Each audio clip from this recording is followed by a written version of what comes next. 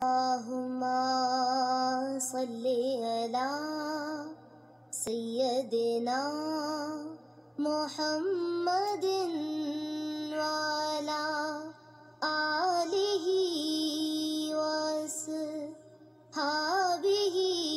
وسلم۔ یہ تو بھائی اکابرین کی بات ہے۔ اکابر علماء نے، ہمارے مشائخ نے لکھا ہے کہ ہر بدن کا ہر عضو تھک جاتا ہے سوائے زبان کے، نہیں تھکتی، چلتی رہتی ہے، کاٹتی رہتی ہے، کاٹتی رہتی ہے، کینچی کی طرح کاٹتی رہتی ہے۔ اس کے بہت زیادہ نقصانات ہیں۔ جہاں اس کے فائدے بھی ہیں وہاں اس کے نقصانات بھی بہت ہیں۔ جہاں انسان کلمہ پڑھتا ہے، ذکر کرتا ہے، تلاوت کرتا ہے، درود شریف پڑھتا ہے، استغفار کرتا ہے، ایمان قبول کرتا ہے، کلمہ پڑھتا ہے، کفر سے توبہ طائب ہو کر مسلمان ہوتا ہے، وہاں یہی زبان آنن فانن گالم گلوچ شروع کر دیتی ہے۔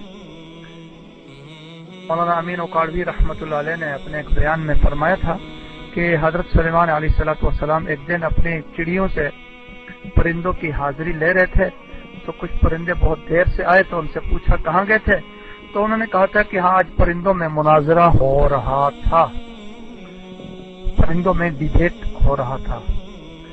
حضرت سلیمان علیہ السلام نے پوچھا کہ ڈیبیٹ کا ٹاپک کیا تھا، تو پرندوں کو ذرا انہوں نے کہا حضرت ہم آپ کے سامنے کیا بتائیں، لیکن آپ نے پوچھ لیا ہے تو ہمیں بتانا ہوگا۔ ڈیبیٹ ٹاپک یہ تھا کہ انسان کے یہ جو آدمی کا منہ ہے یہ اچھا ہے یا آدمی کی جو دبر ہے، بکسائڈ ہے، یہ اچھی ہے۔ تو حضرت نے پوچھا پھر ڈیبیٹ کا پھر کیا فائدہ ہوا، کیا آؤٹ کم کیا تھا، اور مناظرے میں پھر کیا نتیجہ نکلا۔ تو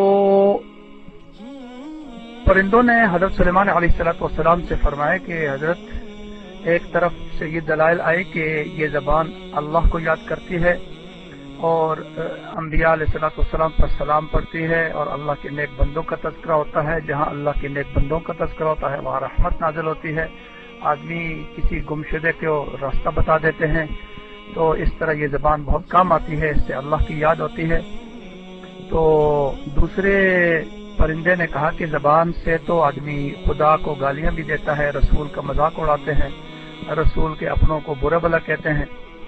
تو پھر پرندوں نے آخر میں یہ فیصلہ کیا کہ وہ منہ جو غلط باتیں نہ بولے، اللہ کی یاد کرے، تو وہ اس کی بک سائڈ سے اچھا ہے، اس کی دبر سے اچھا ہے، اس کی مقعد سے اچھا ہے، اور وہ منہ جو بکواس بکے اللہ اور رسول یا اللہ کے نیک بندوں اولیاء اللہ اور صحابہ کی گستاخیاں کرے، تو اس کی بک سائڈ اس کے منہ سے اچھی ہے، جو کم از کم برے بول تو نہیں نکالتی۔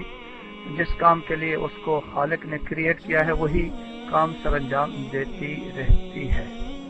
تو بھائی یہ کچھ باتیں ہیں، اللہ تعالی ہمیں غلط بات نکالنے سے بچائے، اور جو کچھ ہم کہہ چکے ہیں اللہ سبحانہ و تعالی اپنے کرم سے فضل سے معاف فرما دے، کیونکہ اللہ تعالی بخشنے والے مہربان ہیں، اور اللہ سبحانہ و تعالی بخشنے کو پسند فرماتے ہیں۔ اللہم انک عفو تحب العفو، اللہ تعالیٰ معافی کو پسند فرماتے ہیں۔ تو بھائی ہمارے جیسے کے لیے تو بہت بڑی امید کی بات ہے کہ اللہ تعالیٰ غفار ہیں، غفور ہیں، رحیم ہیں، کریم ہیں، اور بخشنے کو پسند بھی فرماتے ہیں۔ سبحان اللہ، کتنی امید کی بات ہے بھائی۔ اللہ تعالیٰ صرف بخشنے والے مہربان ہی نہیں ہیں بلکہ بخشنے کو پسند بھی فرماتے ہیں، اور ہماری ضرورت بھی ہے، تو اللہ تعالیٰ ہمیں معاف فرما دے، ہمیں بخش دے۔